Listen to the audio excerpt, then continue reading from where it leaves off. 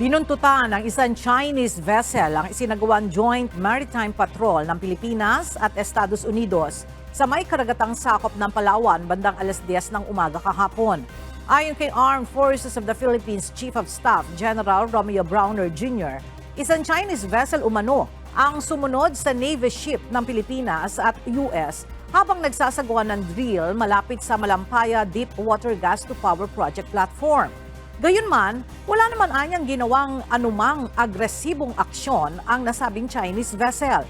Dagdag pa nito, nakaobserba lamang ang Chinese vessel sa layong 6.5 nautical miles mula sa mga barko ng Pilipinas at Estados Unidos.